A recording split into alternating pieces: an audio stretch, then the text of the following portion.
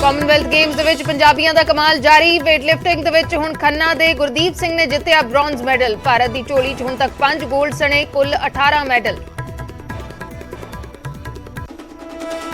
DSGMC ਨੇ ਅੰਮ੍ਰਿਤਸਰ ਦੇ ਵਿੱਚ ਖੋਲਿਆ ਧਰਮ ਪ੍ਰਚਾਰ ਦਫ਼ਤਰ। ਪ੍ਰਧਾਨ ਹਰਮੀਤ ਕਾਲਕਾ ਬੋਲੇ, ਸਿੱਖਾਂ ਦਾ ਧਰਮ ਪਰਿਵਰਤਨ ਰੋਕਣ 'ਚ ਨਾਕਾਮ ਰਹੀ ਹੈ ਸ਼੍ਰੋਮਣੀ ਕਮੇਟੀ। ਐਸਜੀਪੀਸੀ ਦਾ ਜਵਾਬ, ਭਗਵਾ ਕਰਨ ਦੀ ਹੋ ਰਹੀ ਹੈ ਕੋਸ਼ਿਸ਼। आयुष्मान स्कीम तहत चंडीगढ़ पीजीआई च पंजाब के मरीजों का मुफ्त इलाज बंद, पर खजाना मंत्री हरपाल चीमा बोले पीजीआई नूं पैसे भेज दिते ने, अज तो शुरू होएगा इलाज। सुप्रीम कोर्ट ने मुफ्त चोण वादियां दे मामले ते स्पैशल बॉडी बनाउण लई कहा। केंद्र विरोधी धिरां ते चोण कमिशन के नुमाइंदे होणगे शामिल। 11 अगस्त नूं होएगी अगली सुनवाई। पंजाब यूनिवर्सिटी का नहीं होएगा केंद्रीकरण। आप एमपी विक्रम सानी के सवाल ते केंद्र सरकार का जवाब, सिक्ख्या मंत्रालय ने नहीं लिया अजिहा कोई फैसला। राज्यसभा च पास होया कौमी डोपिंग रोकू बिल। 3 घंटे की चर्चा तो बाद होया पास। खेड मंत्री अनुराग ठाकुर बोले खिडारियों लई वधिया माहौल बनाउण लई जरूरी है यह बिल। कुलदीप बिश्नोई अज बीजेपी च होणगे शामिल। दिल्ली च जेपी नड्डा की अगवाई च बीजेपी करनगे ज्वाइन। कल ही कांग्रेस के विधायक वजों दिता सी अस्तीफा। कांग्रेस नाल संबंधित यंग इंडिया दफ्तर ते ईडी की वड्डी कार्रवाई। दफ्तर नूं कीता सील। कांग्रेस दफ्तर ते सोनिया गांधी के घर बाहर वधाई सुरक्षा।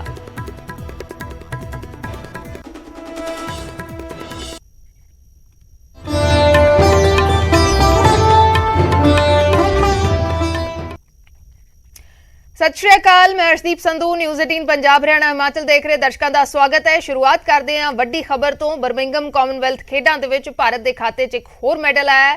कामनवैल्थ दे विच खन्ना के गुरदीप सिंह ने ब्रॉन्ज मैडल जितया है। वेट लिफ्टिंग के 106 किलो भार वर्ग के विच ब्रॉन्ज मैडल जितया है। गुरदीप सिंह खन्ना का रहने वाला है। हुण तक वेट लिफ्टिंग मुकाबले दे विच भारत कोल 10 मैडल आ चुके हैं। भारत ने वेट लिफ्टिंग दे विच अपना ऑल टाइम रिकॉर्ड तोड़िया है। कामनवैल्थ खेडां दे विच लगातार भारतीय खिडारियों का शानदार प्रदर्शन जारी है। एक होर मैडल वेट लिफ्टिंग दे विच ब्रॉन्ज मैडल आया। गुरदीप सिंह खन्ना का रहने वाला गुरदीप सिंह 106 किलो भार वर्ग दे विच ब्रॉन्ज मैडल जितया है। हुण तक वेट लिफ्टिंग मुकाबलियां दे विच भारत नूं 10 मैडल आ चुके हैं। प्रधानमंत्री नरेंद्र मोदी ने बधाई दी है गुरदीप सिंह नूं। ये तस्वीर है मुकाबले तो बाद ब्रॉन्ज मैडल जितया है गुरदीप सिंह ने।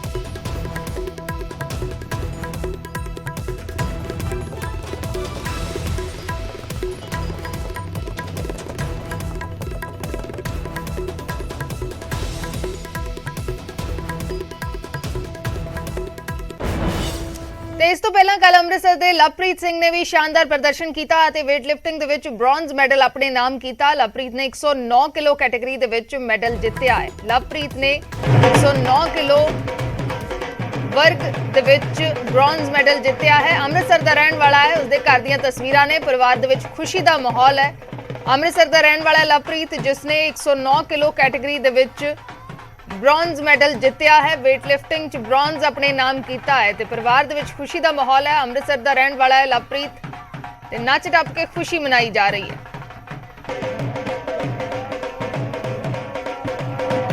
सर काफ़ी अच्छा लग रहा है सर। ये मेरा पहला मेजर कंपटीशन था। काफ़ी अच्छा फील हो रहा है। आप अपने परफॉर्मेंस के बारे में बताइए। 109 किलोग्राम वर्ग जो है वो काफ़ी टफ कंपटीशन है। बहुत ही टफ के यहाँ पर वेट लिफ्टर्स हैं। उसमें आपने 355 का जो टोटल लिफ्ट किया, अपने परफॉर्मेंस के बारे में बताइए। हाँ सर, ये मैंने स्टेज पे अपना लाइव बेस्ट किया है सर। तो जैसा आप अपने परफॉर्मेंस का जैसा बता रहे हैं कि आपने क्लीन एंड जर्क का परफॉर्मेंस जो था और स्नैच का था, उस दोनों में आप अपने परफॉर्मेंस से खुश हैं या आपको लगता है आप इससे और बेटर कर सकते थे या आप ओवरऑल खुश हैं? हाँ सर सही है। ये 6 का 6 लिफ्ट पास किया, ये अच्छा लग रहा है मुझे। तो यहाँ पर जो आपका जो ये परफॉर्मेंस है, इससे आपको कितना कॉन्फिडेंस मिल रहा है? क्योंकि आगे आपके सामने और बड़े बड़ी चुनौतियाँ होंगी। एशियन गेम्स होंगे, ओलंपिक के लिए तैयारी होगी, बहुत सारी बड़ी बड़ी चुनौतियाँ होंगी। आपको इस मेडल से कितना आपका मनोबल बढ़ा है? हर बढ़िया लग रहा है सर। कॉन्फिडेंस बढ़ता है कंपटीशन खेलने से। ये पहला मेजर कंपटीशन था तो सर आगे भी अच्छा करेंगे। ਅੱਗੇ ਵਧਦੇ ਹਾਂ, ਗੱਲ ਕਰਦੇ ਹਾਂ ਪੰਜਾਬ ਯੂਨੀਵਰਸਿਟੀ ਦੀ। ਪੰਜਾਬ ਯੂਨੀਵਰਸਿਟੀ ਚੰਡੀਗੜ੍ਹ ਦਾ ਕੇਂਦਰੀਕਰਨ ਨਹੀਂ ਹੋਏਗਾ। ਆਮ ਆਦਮੀ ਪਾਰਟੀ ਦੇ ਰਾਜ ਸਭਾ ਮੈਂਬਰ ਵਿਕਰਮਜੀਤ ਸਾਨੀ ਦੇ ਵੱਲੋਂ ਪੁੱਛੇ ਸਵਾਲ ਦੇ ਜਵਾਬ 'ਚ ਕੇਂਦਰ ਨੇ ਜਵਾਬ ਦਿੱਤਾ ਕਿ ਸਰਕਾਰ ਨੇ ਨੀਤੀਗਤ ਫੈਸਲਾ ਲਿਆ ਹੈ ਕਿ ਸੂਬਾ ਯੂਨੀਵਰਸਿਟੀਆਂ ਜਾਂ ਕਾਲਜਾਂ ਨੂੰ ਕੇਂਦਰੀ ਯੂਨੀਵਰਸਿਟੀਆਂ 'ਚ ਨਹੀਂ ਬਦਲਿਆ ਜਾ ਰਿਹਾ, ਕਿਉਂਕਿ ਇਹਨਾਂ ਯੂਨੀਵਰਸਿਟੀਆਂ ਦੀ ਵਿਰਾਸਤ, ਮੌਜੂਦਾ ਸਟਾਫ ਦੀ ਐਡਜਸਟਮੈਂਟ ਤੇ ਕਾਲਜਾਂ ਦੀ ਮਾਨਤਾ ਗੁੰਝਲਦਾਰ ਮਸਲਾ ਹੈ। ਤਾਂ ਪੰਜਾਬ ਯੂਨੀਵਰਸਿਟੀ ਦਾ ਕੇਂਦਰੀਕਰਨ ਨਹੀਂ ਹੋਏਗਾ। ਪੰਜਾਬ ਯੂਨੀਵਰਸਿਟੀ ਚੰਡੀਗੜ੍ਹ ਦਾ ਕੇਂਦਰੀਕਰਨ ਨਹੀਂ ਹੋਏਗਾ। ਆਮ ਆਦਮੀ ਪਾਰਟੀ ਦੇ ਐਮਪੀ ਨੇ ਇਹ ਸਵਾਲ ਪੁੱਛਿਆ ਰਾਜ ਸਭਾ ਦੇ ਵਿੱਚ, ਜਿਸ ਤੇ ਕੇਂਦਰ ਨੇ ਜਵਾਬ ਦਿੱਤਾ ਕਿ ਸਰਕਾਰ ਸੂਬਾ ਯੂਨੀਵਰਸਿਟੀਆਂ ਜਾਂ ਫਿਰ ਕਿਸੇ ਵੀ ਕਾਲਜ ਨੂੰ ਕੇਂਦਰੀ ਯੂਨੀਵਰਸਿਟੀ 'ਚ ਨਹੀਂ ਬਦਲ ਰਹੀ, ਨਹੀਂ ਬਦਲਿਆ ਜਾ ਰਿਹਾ, ਕਿਉਂਕਿ ਇਹਨਾਂ ਯੂਨੀਵਰਸਿਟੀਆਂ ਦੀ ਵਿਰਾਸਤ, ਮੌਜੂਦਾ ਸਟਾਫ ਦੀ ਐਡਜਸਟਮੈਂਟ ਤੇ ਕਾਲਜਾਂ ਦੀ ਮਾਨਤਾ ਗੁੰਝਲਦਾਰ ਮਸਲਾ ਹੈ। ਤਾਂ ਪੰਜਾਬ ਯੂਨੀਵਰਸਿਟੀ ਚੰਡੀਗੜ੍ਹ ਦਾ ਕੇਂਦਰੀਕਰਨ ਨਹੀਂ ਹੋਏਗਾ।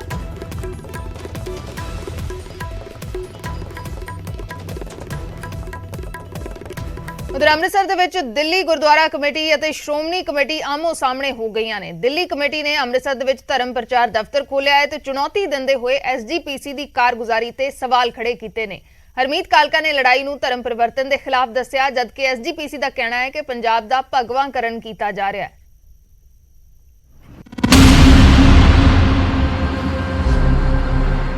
ਹਰਮੀਤ ਸਿੰਘ ਕਾਲਕਾ ਜੋ ਚਾਹੇ ਪ੍ਰਧਾਨ ਦਿੱਲੀ ਗੁਰਦੁਆਰਾ ਕਮੇਟੀ ਦੇ ਨੇ, ਪਰ ਚੁਣੌਤੀ ਸਿੱਧੀ ਸ਼੍ਰੋਮਣੀ ਕਮੇਟੀ ਨੂੰ ਦੇ ਦਿੱਤੀ ਹੈ। ਉਹ ਸ਼੍ਰੋਮਣੀ ਕਮੇਟੀ ਜਿਸ ਨੂੰ ਸਿੱਖਾਂ ਦੀ ਸਿਰਮੌਰ ਸੰਸਥਾ ਕਿਹਾ ਜਾਂਦਾ ਹੈ। ਅੰਮ੍ਰਿਤਸਰ ਦੇ ਵਿੱਚ ਐਸਜੀਪੀਸੀ ਦੇ ਧਰਮ ਪ੍ਰਚਾਰ ਕਮੇਟੀ ਦਾ ਮੁੱਖ ਦਫ਼ਤਰ ਹੈ ਤੇ ਗੁਰੂ ਦੀ ਨਗਰੀ ਦੇ ਵਿੱਚ ਆ ਕੇ ਦਿੱਲੀ ਕਮੇਟੀ ਨੇ ਐਸਜੀਪੀਸੀ ਨੂੰ ਸਿੱਧੀ ਚੁਣੌਤੀ ਦਿੱਤੀ ਹੈ। ਐਸਜੀਪੀਸੀ ਦੇ ਪੈਰਲਰ ਧਰਮ ਪ੍ਰਚਾਰ ਦਫ਼ਤਰ ਖੋਲ੍ਹ ਦਿੱਤਾ ਗਿਆ ਤੇ ਧਰਮ ਪ੍ਰਚਾਰ ਮੁਹਿੰਮ ਦੀ ਸ਼ੁਰੂਆਤ ਕੀਤੀ ਗਈ ਹੈ। ਮੁਹਿੰਮ ਨੂੰ ਨਾਮ ਦਿੱਤਾ ਗਿਆ ਹੈ ਧਰਮ ਜਾਗਰੂਕਤਾ ਲਹਿਰ, ਜਿਸ ਨੂੰ ਲੈ ਕੇ ਬਕਾਇਦਾ ਅਰਦਾਸ ਸਮਾਗਮ ਰੱਖਿਆ ਗਿਆ ਤੇ ਇਸ ਦੌਰਾਨ ਅਕਾਲੀ ਦਲ ਸੰਯੁਕਤ ਦੇ ਆਗੂ ਮਨਜੀਤ ਭੋਮਾ ਨੂੰ ਪ੍ਰਚਾਰ ਮੁਹਿੰਮ ਦਾ ਇੰਚਾਰਜ ਵੀ ਲਗਾ ਦਿੱਤਾ। ਤੇ ਜਦੋਂ ਬੋਲਣ ਦੀ ਵਾਰੀ ਹਰਮੀਤ ਕਾਲਕਾ ਦੀ ਆਈ ਤਾਂ ਅਕਾਲੀ ਦਲ ਤੋਂ ਲੈ ਕੇ ਸ਼੍ਰੋਮਣੀ ਕਮੇਟੀ ਸਭ ਨੂੰ ਨਿਸ਼ਾਨੇ ਤੇ ਲਿਆ। ਜਿਹਦੀ ਜ਼ਿੰਮੇਵਾਰੀ ਹੈ ਕਿ ਸ਼੍ਰੋਮਣੀ ਕਮੇਟੀ ਨੂੰ ਵੀ ਚਲਾਉਣ ਦੀ, ਉਹਦੀ ਮਜਬੂਰੀ ਬਣ ਚੁੱਕੀ ਹੈ ਕਿ ਜਿਸ ਵਕਤ ਉਹ ਇਲੈਕਸ਼ਨਾਂ ਦੇ ਵਿੱਚ ਵੋਟਾਂ ਲੈਣ ਜਾਂਦੇ ਆ, ਸ਼੍ਰੋਮਣੀ ਅਕਾਲੀ ਦਲ ਦਾ ਪ੍ਰਧਾਨ, ਸ਼੍ਰੋਮਣੀ ਕਮੇਟੀ ਦਾ ਸਾਬਕਾ ਪ੍ਰਧਾਨ ਉਹਨਾਂ ਦੀਆਂ ਸਟੇਜਾਂ ਤੇ ਜਾ ਕੇ ਕ੍ਰਿਸਚਨ ਦੇ ਜਕਾਰੇ ਲਾਉਂਦੇ ਆ, ਹਾਇਲੂਲਾ ਦਾ ਕੀ ਨਾਮ ਬੋਲਦੇ ਨੇ ਉਹ, ਜੋ ਵੀ ਹਾਇਲੂਇਆ, ਜੋ ਵੀ ਉਹ ਜਕਾਰੇ ਉਹਨਾਂ ਦੇ ਲਾਉਂਦੇ ਆ। ਉਹ ਅਗਰ ਜਦ ਪ੍ਰਧਾਨ ਸ਼੍ਰੋਮਣੀ ਕਮੇਟੀ ਦਾ ਪ੍ਰਧਾਨ ਤੁਹਾਡੇ ਸਾਹਮਣੇ ਸਰਦਾਰ ਗੋਬਿੰਦ ਸਿੰਘ ਲੋਗੋਵਾਲ ਸਾਹਿਬ ਨੇ ਕਈ ਸਟੇਜਾਂ ਤੇ ਬੋਲਿਆ, ਸਰਦਾਰ ਸੁਖਬੀਰ ਸਿੰਘ ਬਾਦਲ ਸਾਹਿਬ ਕਈ ਸਟੇਜਾਂ ਤੇ ਜਾ ਕੇ ਬੋਲਦੇ ਆ, ਫਿਰ ਉਹ ਕਿਸ ਤਰੀਕੇ ਦੇ ਨਾਲ ਆਪਣੇ ਸਿੱਖਾਂ ਨੂੰ ਮਨਾ ਕਰ ਸਕਦੇ ਨੇ ਕਿ ਜੀ ਤੁਸੀਂ ਇਸ ਪਾਸੇ ਨਾ ਜਾਓ। ਉਧਰ ਬਲਜੀਤ ਦਾਦੂਵਾਲ ਨੇ ਜਿੱਥੇ ਦਿੱਲੀ ਕਮੇਟੀ ਦੇ ਕਦਮ ਦੀ ਸ਼ਲਾਘਾ ਕੀਤੀ ਹੈ, ਉੱਥੇ ਐਸਜੀਪੀਸੀ ਦੀ ਕਾਰਗੁਜ਼ਾਰੀ ਤੇ ਵੀ ਸਵਾਲ ਖੜੇ ਕੀਤੇ ਨੇ। ਅਸੀਂ ਜਿਨ੍ਹਾਂ ਨੂੰ ਧਰਮ ਪ੍ਰਚਾਰ ਦੀ ਜ਼ਿੰਮੇਵਾਰੀ ਪੰਜਾਬ 'ਚ ਸੌਂਪੀ ਸੀ, ਉਹਦਾ ਦਿੱਲੀ ਵਜ਼ੀਰੀਆਂ ਲੈਣ ਚਲੇ ਗਏ ਤੇ ਵਧਾਈ ਦੇ ਪਾਤਰ ਆ ਜਿਹੜੇ ਦਿੱਲੀ 'ਚੋਂ ਉੱਠ ਕੇ ਪੰਜਾਬ ਦੇ ਵਿੱਚ ਪ੍ਰਚਾਰ ਕਰਨ ਵਾਸਤੇ ਆਏ ਆ। ਸਾਡੇ ਵੱਲੋਂ ਹਰਿਆਣਾ ਸਿੱਖ ਗੁਰਦੁਆਰਾ ਪ੍ਰਬੰਧਕ ਕਮੇਟੀ ਵੱਲੋਂ ਪੂਰਾ ਸਹਿਯੋਗ ਰਹੇਗਾ ਤੇ ਧਰਮ ਪ੍ਰਚਾਰ ਦੀ ਲਹਿਰ ਜਿਹੜੀ ਆ ਉਹ ਪਿੰਡ-ਪਿੰਡ ਪ੍ਰਚੰਡ ਕੀਤੀ ਜਾਊਗੀ। ਉਧਰ ਸ਼੍ਰੋਮਣੀ ਕਮੇਟੀ ਨੇ ਦਿੱਲੀ ਕਮੇਟੀ ਤੇ ਪਲਟਵਾਰ ਕੀਤਾ ਹੈ। ਐਸਜੀਪੀਸੀ ਦਾ ਕਹਿਣਾ ਹੈ ਕਿ ਦਿੱਲੀ ਵਾਲੀ ਸੱਤਾ ਪੰਜਾਬ ਤੇ ਭਾਰੂ ਹੋਣਾ ਚਾਹੁੰਦੀ ਹੈ, ਪੰਜਾਬ ਦੇ ਭਗਵਾ ਕਰਨ ਦੀ ਕੋਸ਼ਿਸ਼ ਕੀਤੀ ਜਾ ਰਹੀ ਹੈ। ਦੇਖੋ ਜੀ, ਧਰਮ ਪਰਿਵਰਤਨ ਦੀ ਲੜਾਈ ਇੱਕ ਵਾਰ ਨਹੀਂ ਜੀ, ਬੜੇ ਲੰਬੇ ਸਮੇਂ ਤੋਂ ਚੱਲ ਰਹੀ ਹੈ। ਗੁਰੂ ਕਾਲ ਤੋਂ ਸਾਡੇ ਖਿਲਾਫ ਜਿਹੜੇ ਸਾਜ਼ਿਸ਼ਾਂ ਚੱਲਦੀਆਂ ਨੇ, ਪਰ ਇੱਕ ਗੱਲ ਦਾ ਖਿਆਲ ਰੱਖਣਾ ਕਿ ਜਿਸ ਥਾਂ ਤੋਂ ਇਹ ਦਿੱਲੀ ਤੋਂ ਆਏ ਨੇ, ਉੱਥੋਂ ਦੀ ਜਿਹੜੀ ਸੱਤਾ ਨਾ, ਉਹ ਸੱਤਾ ਕਿਸੇ ਨਾ ਕਿਸੇ ਢੰਗ ਨਾਲ ਇਸ ਪੰਜਾਬ ਦੇ ਉੱਤੇ ਭਾਰੂ ਹੋਣਾ ਚਾਹੁੰਦੀ ਆ, ਭਗਵਾਕਰਨ ਕਰਨਾ ਚਾਹੁੰਦੀ ਆ। ਜਦੋਂ ਸ਼੍ਰੋਮਣੀ ਕਮੇਟੀ ਸਿੱਖਾਂ ਦੀ ਸਿਰਮੌਰ ਸੰਸਥਾ ਹੋਵੇ, ਧਰਮ ਪ੍ਰਚਾਰ ਕਮੇਟੀ ਦੇ ਜ਼ਰੀਏ ਪਹਿਲਾਂ ਹੀ ਪ੍ਰਚਾਰ ਕੀਤਾ ਜਾ ਰਿਹਾ ਹੋਵੇ ਤੇ ਉਸ ਦੇ ਮੁਕਾਬਲੇ ਅੰਮ੍ਰਿਤਸਰ ਦੇ ਵਿੱਚ ਇੱਕ ਹੋਰ ਧਰਮ ਪ੍ਰਚਾਰ ਦਫ਼ਤਰ ਖੋਲ੍ਹ ਦਿੱਤਾ ਜਾਵੇ, ਤਾਂ ਫਿਰ ਸਵਾਲ ਤਾਂ ਜ਼ਰੂਰ ਖੜੇ ਹੁੰਦੇ ਨੇ ਕਿ ਕੀ ਐਸਜੀਪੀਸੀ ਦੀ ਕਾਰਗੁਜ਼ਾਰੀ ਤੇ ਸਵਾਲ ਖੜੇ ਕੀਤੇ ਜਾ ਰਹੇ ਨੇ? ਕੀ ਸ਼੍ਰੋਮਣੀ ਕਮੇਟੀ ਨੂੰ ਚੁਣੌਤੀ ਦਿੱਤੀ ਜਾ ਰਹੀ ਹੈ ਤੇ ਇਸ ਦੇ ਪਿੱਛੇ ਮਕਸਦ ਧਾਰਮਿਕ ਹੈ ਜਾਂ ਸਿਆਸੀ? ਅੰਮ੍ਰਿਤਸਰ ਤੋਂ ਰਾਜੀਵ ਸ਼ਰਮਾ, ਨਿਊਜ਼ 18 ਪੰਜਾਬ।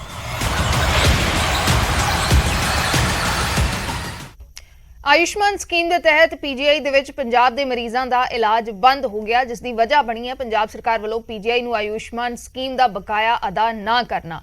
ਜਦੋਂ ਵਿਰੋਧੀਆਂ ਨੇ ਸਰਕਾਰ ਨੂੰ ਘੇਰਿਆ ਤਾਂ ਖਜ਼ਾਨਾ ਮੰਤਰੀ ਨੇ ਸਾਫ਼ ਕੀਤਾ ਕਿ ਸਰਕਾਰ ਨੇ ਬਕਾਇਆ ਅਦਾ ਕਰ ਦਿੱਤਾ ਹੈ ਤੇ ਹੁਣ ਮਰੀਜ਼ਾਂ ਦੀ ਖੱਜਲ ਖੁਆਰੀ ਨਹੀਂ ਹੋਏਗੀ। ਪੀਜੀਆਈ 'ਚ ਪੰਜਾਬ ਦੇ ਮਰੀਜ਼ਾਂ ਦਾ ਮੁਫਤ ਇਲਾਜ ਬੰਦ ਹੋ ਗਿਆ, ਜਿੱਥੇ 1 ਅਗਸਤ ਤੋਂ ਆਯੁਸ਼ਮਾਨ ਸਕੀਮ ਦੇ ਤਹਿਤ ਇਲਾਜ ਨਹੀਂ ਹੋ ਰਿਹਾ, ਜਿਸ ਦੀ ਵਜ੍ਹਾ ਹੈ ਪੰਜਾਬ ਸਰਕਾਰ ਵੱਲੋਂ ਬਕਾਏ ਦੀ ਅਦਾਇਗੀ ਨਾ ਕਰਨਾ। ਹੁਣ ਤੁਹਾਨੂੰ ਵਿਸਥਾਰ ਦੇ ਨਾਲ ਪੂਰੇ ਮਾਮਲੇ ਤੋਂ ਵਾਕਿਫ ਕਰਵਾਉਂਦੇ ਹਾਂ। ਦਰਅਸਲ ਪੀਜੀਆਈ ਦੇ ਵਿੱਚ ਆਯੁਸ਼ਮਾਨ ਸਕੀਮ ਦੇ ਤਹਿਤ ਮੁਫਤ ਇਲਾਜ ਨਹੀਂ ਹੋ ਰਿਹਾ। ਪੰਜਾਬ ਸਰਕਾਰ ਤੇ ਚੰਡੀਗੜ੍ਹ ਪੀਜੀਆਈ ਦਾ 16 ਕਰੋੜ ਦਾ ਬਕਾਇਆ ਖੜਾ ਹੈ। ਸਰਕਾਰ ਨੇ 21 ਦਸੰਬਰ 2021 ਤੋਂ ਭੁਗਤਾਨ ਨਹੀਂ ਕੀਤਾ।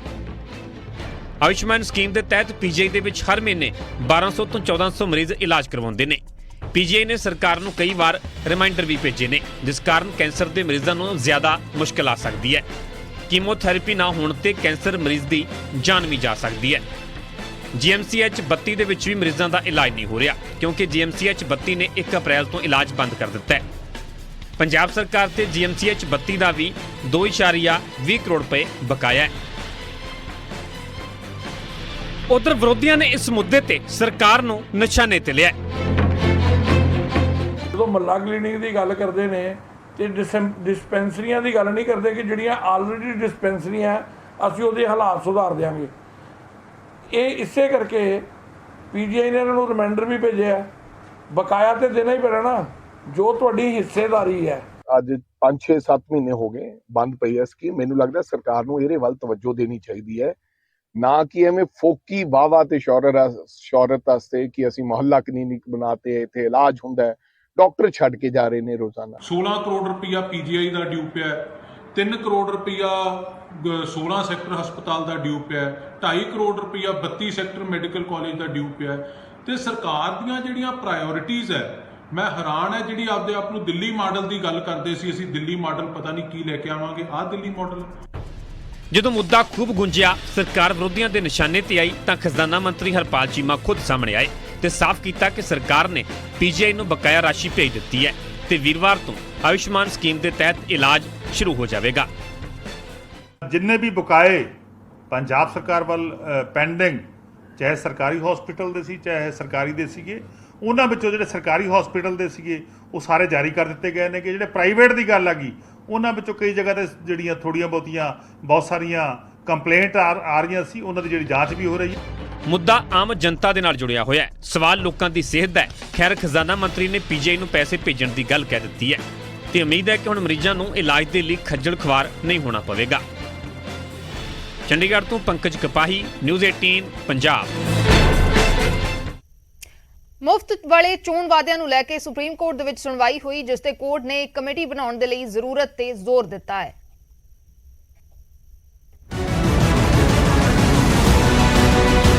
ਸਿਆਸੀ ਪਾਰਟੀਆਂ ਵੱਲੋਂ ਚੋਣਾਂ ਤੋਂ ਪਹਿਲਾਂ ਕੀਤੇ ਜਾਂਦੇ ਮੁਫਤ ਵਾਲੇ ਐਲਾਨ, ਚੋਣ ਮੈਨੀਫੈਸਟੋ ਨੂੰ ਲੀਗਲ ਦਸਤਾਵੇਜ਼ ਬਣਾਉਣ ਸੰਬੰਧੀ ਸੁਪਰੀਮ ਕੋਰਟ ਦੇ ਵਿੱਚ ਅਹਿਮ ਸੁਣਵਾਈ ਹੋਈ। ਸੁਣਵਾਈ ਦੌਰਾਨ ਕੇਂਦਰ ਸਰਕਾਰ ਨੇ ਵੀ ਪੱਖ ਰੱਖਿਆ ਤੇ ਚੋਣ ਕਮਿਸ਼ਨ ਨੇ ਵੀ, ਪਰ ਇਸ ਸੁਣਵਾਈ ਦੇ ਦੌਰਾਨ ਜੋ ਸੁਪਰੀਮ ਕੋਰਟ ਨੇ ਟਿੱਪਣੀਆਂ ਕੀਤੀਆਂ ਉਹ ਸਭ ਤੋਂ ਅਹਿਮ ਸਨ। ਕੋਰਟ ਨੇ ਕਿਹਾ ਕਿ ਮੁਫਤ ਵਾਲੇ ਐਲਾਨਾਂ ਸੰਬੰਧੀ ਇੱਕ ਸਰਵਉੱਚ ਕਮੇਟੀ ਬਣਾਉਣ ਦੀ ਜ਼ਰੂਰਤ ਹੈ, ਜਿਸ ਦੇ ਵਿੱਚ ਨੀਤੀ ਆਯੋਗ, ਵਿੱਤ ਕਮਿਸ਼ਨ, ਆਰਬੀਆਈ, ਸੱਤਾ ਧਿਰ ਤੇ ਵਿਰੋਧੀ ਧਿਰਾਂ ਦੇ ਨੁਮਾਇੰਦੇ ਸ਼ਾਮਲ ਕੀਤੇ ਜਾਣ। ਇਹ ਕਮੇਟੀ ਮੁਫਤ ਵਾਲੀਆਂ ਯੋਜਨਾਵਾਂ ਦੇ ਲਾਭ ਹਾਨੀਆਂ ਦੀ ਪੜਤਾਲ ਕਰੇ, ਮੁਫਤ ਵਾਲੀਆਂ ਯੋਜਨਾਵਾਂ ਤੇ ਦੇਸ਼ ਦੀ ਆਰਥਿਕਤਾ ਤੇ ਪੈ ਰਹੇ ਅਸਰ ਦਾ ਮੁਲਾਂਕਣ ਕਰੇ, ਮੁਫਤ ਵਾਲੀਆਂ ਯੋਜਨਾਵਾਂ ਨੂੰ ਰੈਗੂਲੇਟ ਕਿਵੇਂ ਕੀਤਾ ਜਾਵੇ ਇਸ ਸੰਬੰਧੀ ਆਪਣੇ ਸੁਝਾਅ ਦੇਵੇ ਤੇ ਇਸ ਦੀ ਰਿਪੋਰਟ ਕੇਂਦਰ ਸਰਕਾਰ, ਚੋਣ ਕਮਿਸ਼ਨ ਤੇ ਸੁਪਰੀਮ ਕੋਰਟ ਨੂੰ ਸੌਂਪੇ। ਮੁਫਤ ਵਾਲੀਆਂ ਸਕੀਮਾਂ ਤੇ ਭਾਰਤ ਸਰਕਾਰ ਦੇ ਵੱਲੋਂ ਐਸਜੀ ਤੁਸ਼ਾਰ ਮਹਿਤਾ ਨੇ ਪੱਖ ਰੱਖਿਆ ਤਾਂ ਸੀਨੀਅਰ ਵਕੀਲ ਕਪਲ ਸਿੱਬਲ ਨੇ ਵੀ ਕੋਰਟ ਦੇ ਵਿੱਚ ਕੁਝ ਤਰਕ ਦਿੱਤੇ, ਜਿਸ ਤੇ ਚੀਫ ਜਸਟਿਸ ਇੰਡੀਆ ਨੇ ਕੁਝ ਸਵਾਲ ਵੀ ਕੀਤੇ। ਕੋਰਟ 'ਚ ਐਸਜੀ ਤੁਸ਼ਾਰ ਮਹਿਤਾ ਨੇ ਕਿਹਾ ਕਿ ਬਿਨਾਂ ਸੋਚੀਆਂ ਸਮਝੀਆਂ ਮੁਫਤ ਵਾਲੀਆਂ ਯੋਜਨਾਵਾਂ ਦੇਸ਼ ਨੂੰ ਆਰਥਿਕ ਤਬਾਹੀ ਵੱਲ ਲੈ ਜਾਣਗੀਆਂ। ਇਸ ਤੇ ਕਪਲ ਸਿੱਬਲ ਨੇ ਕਿਹਾ ਕਿ ਇਸ ਮਾਮਲੇ ਤੇ ਪਾਰਲੀਮੈਂਟ ਦੇ ਵਿੱਚ ਡਿਬੇਟ ਹੋਵੇ ਤੇ ਕਾਨੂੰਨ ਪਾਸ ਕੀਤਾ ਜਾਵੇ। ਚੀਫ ਜਸਟਿਸ ਆਫ ਇੰਡੀਆ ਨੇ ਕਿਹਾ ਕਿ ਕੋਈ ਵੀ ਸਿਆਸੀ ਪਾਰਟੀ ਮੁਫਤ ਵਾਲੀਆਂ ਯੋਜਨਾਵਾਂ ਖਿਲਾਫ ਸਟੈਂਡ ਨਹੀਂ ਲਵੇਗੀ। ਕੀ ਤੁਸੀਂ ਸੋਚਦੇ ਹੋ ਪਾਰਲੀਮੈਂਟ ਮੁਫਤ ਵਾਲੀਆਂ ਯੋਜਨਾਵਾਂ ਤੇ ਡਿਬੇਟ ਕਰੇਗੀ? ਕਿਹੜੀ ਪਾਰਟੀ ਡਿਬੇਟ ਕਰੇਗੀ? ਕੋਈ ਸਿਆਸੀ ਪਾਰਟੀ ਮੁਫਤ ਵਾਲੀਆਂ ਯੋਜਨਾਵਾਂ ਦਾ ਵਿਰੋਧ ਨਹੀਂ ਕਰੇਗੀ। ਹਰ ਕੋਈ ਇਸ ਨੂੰ ਚਾਹੁੰਦਾ ਹੈ। ਸਾਨੂੰ ਟੈਕਸ ਦੇਣ ਵਾਲਿਆਂ ਤੇ ਦੇਸ਼ ਦੀ ਆਰਥਿਕਤਾ ਬਾਰੇ ਸੋਚਣਾ ਚਾਹੀਦਾ ਹੈ। ਸੁਣਵਾਈ ਦੌਰਾਨ ਚੋਣਾਂ ਸਮੇਂ ਧੜਾਧੜ ਹੁੰਦੇ ਮੁਫਤ ਵਾਲੇ ਐਲਾਨਾਂ ਦੇ ਲਈ ਚੋਣ ਕਮਿਸ਼ਨ ਤੇ ਸਵਾਲ ਕੀਤੇ ਗਏ ਤਾਂ ਚੋਣ ਕਮਿਸ਼ਨ ਨੇ ਕੋਰਟ ਦੀ ਹੀ ਇੱਕ ਜੱਜਮੈਂਟ ਦਾ ਹਵਾਲਾ ਦੇ ਕੇ ਆਪਣਾ ਪੱਖ ਰੱਖਿਆ। ਕੋਰਟ ਨੇ ਕਿਹਾ ਕਿ ਚੋਣ ਕਮਿਸ਼ਨ ਵੱਲੋਂ ਕਾਰਵਾਈ ਨਾ ਹੋਣ ਕਰਕੇ ਇਹ ਹਾਲਤ ਬਣੀ ਹੈ, ਜਿਸ ਤੇ ਇਲੈਕਸ਼ਨ ਕਮਿਸ਼ਨ ਨੇ ਕਿਹਾ ਕਿ ਮੁਫਤ ਸਕੀਮਾਂ ਤੇ ਕੋਰਟ ਦੇ ਫੈਸਲੇ ਨੇ ਸਾਡੇ ਹੱਥ ਬੰਨੇ ਨੇ, ਜਿਸ ਤੇ ਕੋਰਟ ਦੇ ਵੱਲੋਂ ਕਿਹਾ ਗਿਆ ਕਿ ਜੇ ਜ਼ਰੂਰੀ ਹੈ ਤਾਂ ਫੈਸਲੇ ਤੇ ਮੁੜ ਵਿਚਾਰ ਹੋਵੇਗਾ। ਚੋਣਾਂ ਦੌਰਾਨ ਵੋਟਰਾਂ ਦਾ ਮਨ ਬਦਲਣ ਦੇ ਲਈ ਸਾਰੀਆਂ ਸਿਆਸੀ ਧਿਰਾਂ ਇੱਕ ਦੂਜੇ ਤੋਂ ਵੱਧ ਕੇ ਮੁਫਤ ਵਾਲੇ ਐਲਾਨ ਕਰਦੀਆਂ ਨੇ, ਪਰ ਇਹਨਾਂ ਤੋਂ ਬਹੁਤੇ ਐਲਾਨ ਸਿਰਫ ਐਲਾਨ ਹੀ ਰਹਿ ਜਾਂਦੇ ਨੇ।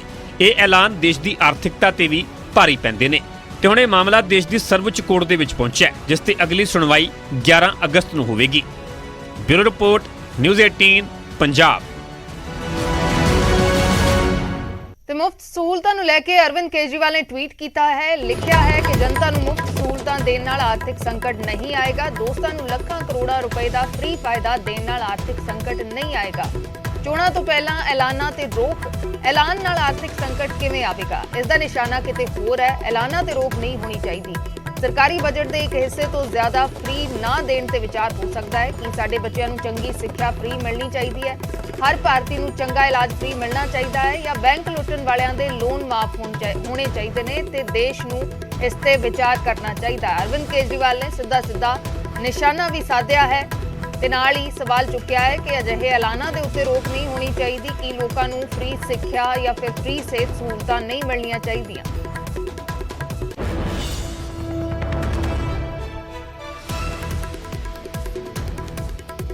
ਉਧਰ ਪੰਜਾਬ ਤੋਂ ਰਾਜ ਸਭਾ ਮੈਂਬਰ ਹਰਭਜਨ ਸਿੰਘ ਨੇ ਰਾਜ ਸਭਾ ਦੇ ਵਿੱਚ ਅਫਗਾਨਿਸਤਾਨ ਦੇ ਸਿੱਖਾਂ ਦਾ ਮੁੱਦਾ ਚੁੱਕਿਆ। ਕੇਂਦਰ ਸਰਕਾਰ ਤੋਂ ਅਫਗਾਨੀ ਸਿੱਖਾਂ ਦੀ ਸੁਰੱਖਿਆ ਯਕੀਨੀ ਬਣਾਏ ਜਾਣ ਦੀ ਮੰਗ ਕੀਤੀ।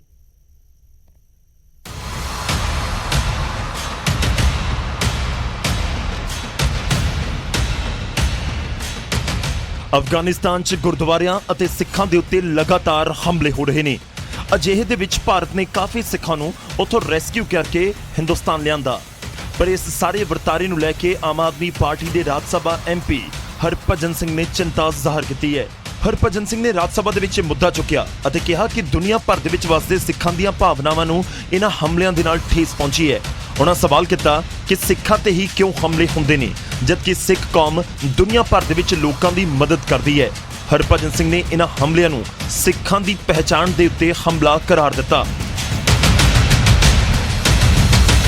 मैं अफगानिस्तान में गुरुद्वारे और सिखों पर हो रहे हमले के बारे में बोलने के लिए खड़ा हुआ हूँ। ये एक ऐसा मुद्दा है जिसने न केवल दुनिया के किसी भी कोने में रहने वाले हर सिख की भावना को आहत किया है, बल्कि ये एक सिख होने की पहचान पर हमला है। इस तरह के हमले हमें कई सवाल करने के लिए मजबूर कर देते हैं कि ये हमले हमारे ऊपर ही क्यों। ਹਰਭਜਨ ਸਿੰਘ ਨੇ ਹੁਣ ਤੱਕ ਅਫਗਾਨਿਸਤਾਨ ਦੇ ਵਿੱਚ ਗੁਰਦੁਆਰਿਆਂ ਅਤੇ ਸਿੱਖਾਂ ਦੇ ਉੱਤੇ ਹਮਲਿਆਂ ਦੀ ਫਹਿਰਿਸਤ ਵੀ ਦੱਸੀ ਅਤੇ ਇਸ ਸਭ ਨੂੰ ਲੈ ਕੇ ਚਿੰਤਾ ਜ਼ਾਹਰ ਕੀਤੀ। 18 जून को कबूल में गुरुद्वारा दशमेश पिता गुरु गोविंद सिंह करता पवन में कई धमाके हुए। परिसर की ओर जाने वाले किले और दरवाजे के बाहर उग्रवादियों ने गोलियां चला दी, जिसमें 2 लोगों की मृत्यु हुई और कई घायल हुए। 25 मार्च 2020 को आईएस के बंदूकधारियों ने आत्मघाती हमलावरों ने काबुल के गुरुद्वारों पर राय साहेब पर हमला किया। बताया जाता है कि इमारत में 200 लोग थे, जिसमें बच्चों समेत 25 सिखों की मौत हुई। ਸਿੱਖ ਸੰਸਥਾਵਾਂ ਵੀ ਲਗਾਤਾਰ ਅਫਗਾਨਿਸਤਾਨ ਦੇ ਵਿੱਚ ਸਿੱਖਾਂ ਤੇ ਹੋ ਰਹੇ ਹਮਲਿਆਂ ਤੇ ਚਿੰਤਾ ਜਤਾ ਰਹੀਆਂ ਨੇ ਅਤੇ ਇਹਨਾਂ ਸਿੱਖਾਂ ਨੂੰ ਭਾਰਤ ਲਿਆਉਣ ਦੀ ਅਪੀਲ ਕੀਤੀ ਜਾ ਰਹੀ ਹੈ। Bureau report, news 18 Punjab. Afghanistan ਤੋਂ ਸਿੱਖਾਂ ਦਾ ਇੱਕ ਜਥਾ ਦਿੱਲੀ ਪਹੁੰਚਿਆ। ਇਸ ਜਥੇ ਦੇ ਵਿੱਚ 30 ਲੋਕ ਭਾਰਤ ਪਹੁੰਚੇ ਨੇ, ਜਿਸ ਦੇ ਵਿੱਚ ਬੱਚੇ ਤੇ ਔਰਤਾਂ ਵੀ ਸ਼ਾਮਲ ਨੇ। ਭਾਰਤ ਪਹੁੰਚ ਕੇ ਇਹਨਾਂ ਸਿੱਖਾਂ ਨੇ ਸੁੱਖ ਦਾ ਸਾਹ ਲਿਆ। ਭਾਰਤ ਆਏ ਸਿੱਖਾਂ ਨੇ ਕਿਹਾ ਕਿ ਉਹਨਾਂ ਨੂੰ ਬੜਾ ਚੰਗਾ ਲੱਗ ਰਿਹਾ, ਬੁਰਾ ਦੌਰ ਖਤਮ ਹੋ ਗਿਆ। ਇੰਜ ਲੱਗਦਾ ਹੈ ਜਿਵੇਂ ਕੋਈ ਪੰਛੀ ਆਜ਼ਾਦ ਹੋ ਗਿਆ ਹੋਏ। ਇਹ ਅਫਗਾਨੀ ਸਿੱਖ ਨੇ ਜੋ ਭਾਰਤ ਪਹੁੰਚੇ ਨੇ। 30 ਅਫਗਾਨੀ ਸਿੱਖ ਨੇ ਬੱਚਿਆਂ ਸਮੇਤ ਜੋ ਭਾਰਤ ਪਹੁੰਚੇ ਨੇ।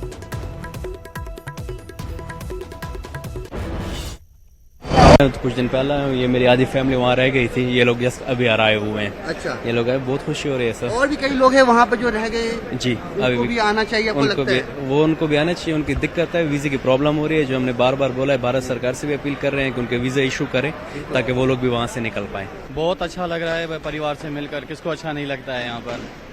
तो जिस तरीके से वहाँ माहौल था करते पवान गुरुद्वारे के बाहर, अभी हाल में दोबारा वहाँ पे धमाका हुआ।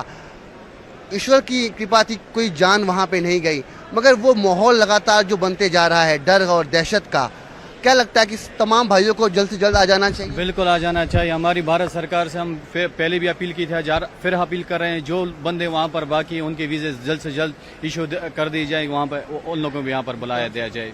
और यह हम लोग बहुत आज खुश हैं या भारत सरकार से, दरबार साहब, श्रोमणी अकाली दल, बाकी जो बंदे हमारे संस्थाएं जिन लोगों ने लोगों की हेल्प की है, बहुत हम ज़्यादा खुश हैं इससे। ਖੇਡ ਤੇ ਖਿਡਾਰੀਆਂ ਦੇ ਲਈ ਮਹੱਤਵਪੂਰਨ ਕੌਮੀ ਡੋਪਿੰਗ ਰੋਕੂ ਬਿੱਲ 2022 ਨੂੰ ਰਾਜ ਸਭਾ ਦੇ ਵਿੱਚ ਪਾਸ ਕਰ ਦਿੱਤਾ ਗਿਆ ਹੈ। ਰਾਜ ਸਭਾ 'ਚ ਇਸ ਬਿੱਲ ਤੇ ਕਰੀਬ 3 ਘੰਟੇ ਚਰਚਾ ਹੋਈ, ਜਿਸ ਦੇ ਬਾਅਦ ਵੌਇਸ ਵੋਟ ਦੇ ਨਾਲ ਬਿੱਲ ਨੂੰ ਪਾਸ ਕਰ ਦਿੱਤਾ ਗਿਆ। ਲੋਕ ਸਭਾ ਦੇ ਵਿੱਚ ਇਹ ਬਿੱਲ ਪਹਿਲਾਂ ਹੀ ਪਾਸ ਹੋ ਚੁੱਕਿਆ ਹੈ। ਬਿੱਲ ਸਥਾਈ ਕਮੇਟੀ ਨੂੰ ਭੇਜਿਆ ਗਿਆ ਸੀ। ਚਰਚਾ ਦਾ ਜਵਾਬ ਦਿੰਦੇ ਹੋਏ ਖੇਡ ਮੰਤਰੀ ਅਨੁਰਾਗ ਠਾਕੁਰ ਨੇ ਕਿਹਾ ਕਿ ਦੇਸ਼ 'ਚ ਖੇਡ ਤੇ ਖਿਡਾਰੀਆਂ ਦੇ ਅਨੁਕੂਲ ਮਾਹੌਲ ਬਣਾਉਣ ਦੇ ਲਈ ਇਹ ਬਿੱਲ ਜ਼ਰੂਰੀ ਸੀ। ਦੇਸ਼ ਖੇਡਾਂ ਤੇ ਵੱਡੇ ਪ੍ਰਬੰਧਨਾਂ ਦੀ ਤਿਆਰੀ ਕਰ ਰਿਹਾ ਹੈ।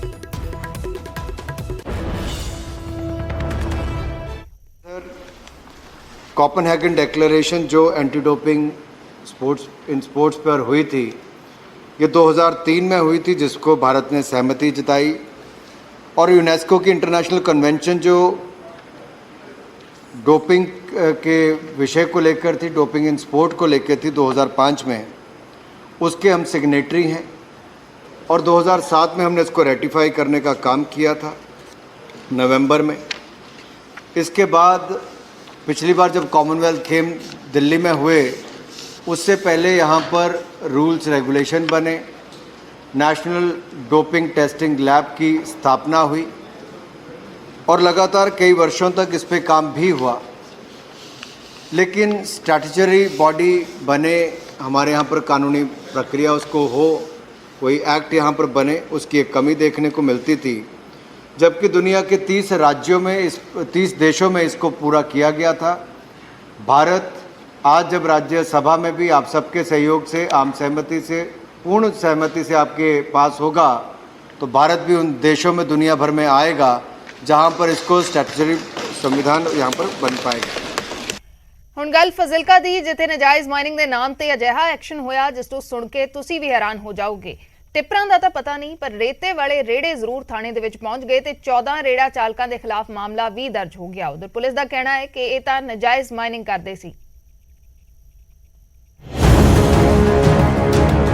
ਨਾਜਾਇਜ਼ ਮਾਈਨਿੰਗ ਦੇ ਖਿਲਾਫ ਮਾਨ ਸਰਕਾਰ ਦਾ ਐਕਸ਼ਨ ਲਗਾਤਾਰ ਜਾਰੀ ਹੈ, ਪਰ ਜਿਸ ਤਰ੍ਹਾਂ ਦਾ ਐਕਸ਼ਨ ਫਾਜ਼ਿਲਕਾ ਦੇ ਵਿੱਚ ਹੋਇਆ ਉਹ ਵੱਖਰਾ ਵੀ ਹੈ ਤੇ ਹੈਰਾਨ ਕਰਨ ਵਾਲਾ ਵੀ ਹੈ। ਇਹ ਤਸਵੀਰਾਂ ਵੇਖ ਕੇ ਤੁਹਾਡੇ ਜ਼ਿਹਨ ਦੇ ਵਿੱਚ ਵੀ ਸਵਾਲ ਹੋਵੇਗਾ ਕਿ ਆਖਰ ਮਾਜਰਾ ਕੀ ਹੈ।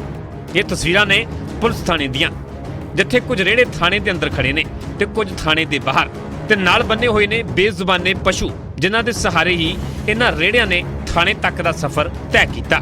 ਤੇ ਐਕਸ਼ਨ ਹੋਇਆ ਨਾਜਾਇਜ਼ ਮਾਈਨਿੰਗ ਨੂੰ ਲੈ ਕੇ।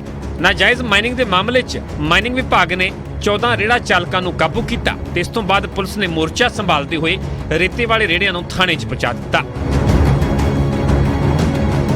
ਜਿਹੜੇ ਨਾਲ ਦੇ ਪਿੰਡਾਂ ਦੇ ਹੈ, ਉਹ ਇੱਥੇ ਸਰਕਾਰੀ ਜ਼ਮੀਨ ਇੰਸ਼ੋਰੈਂਸ ਆ, ਉਹਦੇ ਵਿੱਚੋਂ ਜਿਹੜੀ ਕਿ ਨਜਾਇਜ਼ ਮਾਈਨਿੰਗ ਕਰਕੇ ਭਰਤੀ ਕਰਕੇ ਬਾਜ਼ਾਰ ਦੇ ਵਿੱਚ ਸਿੱਟਦੇ, ਜਿਹਨੂੰ ਅੱਜ ਮਾਈਨਿੰਗ ਅਫਸਰਾਂ ਦੀ ਮਦਦ ਨਾਲ ਰਹਿ ਸੀਗਾ ਤੇ ਜਿਹੜਾ ਕਿ ਉਹਨਾਂ ਵੱਲੋਂ ਕਹਿ ਇਹਨਾਂ ਦੀ ਕਾਰਵਾਈ ਕੀਤੀ ਜਾਵੇ, ਜਿਸ 'ਤੇ ਉਹਨਾਂ ਨੇ ਆਪ ਦੇ ਵੱਲੋਂ ਸਾਨੂੰ ਇੱਕ ਲੈਟਰ ਦਿੱਤਾ, ਜਿਸ 'ਤੇ ਉਹਨਾਂ ਨੇ ਜਿਹੜਾ ਚੋਰੀ ਦਾ ਜਿਹੜਾ ਰੇਤਾ ਦਿੱਤਾ।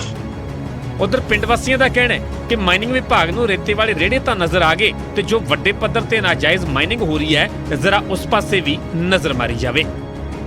ਸਾਨੂੰ ਤਾਂ ਇੰਨਾ ਪਤਾ ਇੱਥੋਂ ਬਰਿੰਦਾ, ਬਾਕੀ ਹੋਰ ਬੜੇ ਪਾਸੇ ਚੱਲਦਾ ਫਿਰਦਾ, ਜਲਾਲਾਬਾਦ, ਫਿਰੋਜ਼ਪੁਰ ਸਾਰੇ ਪਾਸੇ ਚੱਲੀ ਜਾਂਦਾ। ਇਸ ਤੇ ਇਹ ਕਹਿਣਾ ਚਾਹੁੰਦਾ ਫਾਜ਼ਿਲਕਾ ਦੀ ਮਾਈਨਿੰਗ ਬੰਦ ਕੀਤੀ ਕਿ ਦੂਜੇ ਪਾਸੇ ਕਿਉਂ ਚੱਲਦੇ ਪਏ। ਹਾਲਾਂਕਿ ਜਾਂਚ ਦਾ ਵਿਸ਼ਾ ਹੈ ਕਿ ਇਹਨਾਂ ਰੇੜਿਆਂ ਦੇ ਜ਼ਰੀਏ ਨਾਜਾਇਜ਼ ਮਾਈਨਿੰਗ ਹੋਈ ਹੈ ਜਾਂ ਨਹੀਂ, ਪਰ ਵੱਡਾ ਸਵਾਲ ਹੈ ਕਿ ਕੀ ਵੱਡੇ ਟਿੱਪਰਾਂ ਤੇ ਵੀ ਸਰਕਾਰ ਦੀ ਨਜ਼ਰ ਹੈ ਜਾਂ ਰੇੜਿਆਂ ਤੇ ਐਕਸ਼ਨ ਲੈ ਕੇ ਹੀ ਕਾਰਵਾਈ ਦਾ ਦਮ ਭਰਿਆ ਜਾ ਰਿਹਾ ਹੈ। ਫਾਜ਼ਿਲਕਾ ਤੋਂ ਪ੍ਰਦੀਪ ਕੁਮਾਰ, ਨਿਊਜ਼ 18 ਪੰਜਾਬ।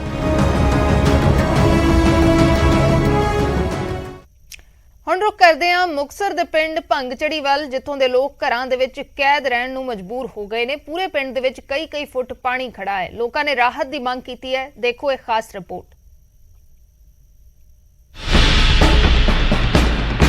15 ਦਿਨ ਪਹਿਲਾਂ ਪਈ ਬਰਸਾਤ ਨੇ ਇਹਨਾਂ ਪਿੰਡ ਵਾਸੀਆਂ ਦੇ ਨੱਕ ਦੇ ਵਿੱਚ ਦਮ ਕਰ ਦਿੱਤਾ।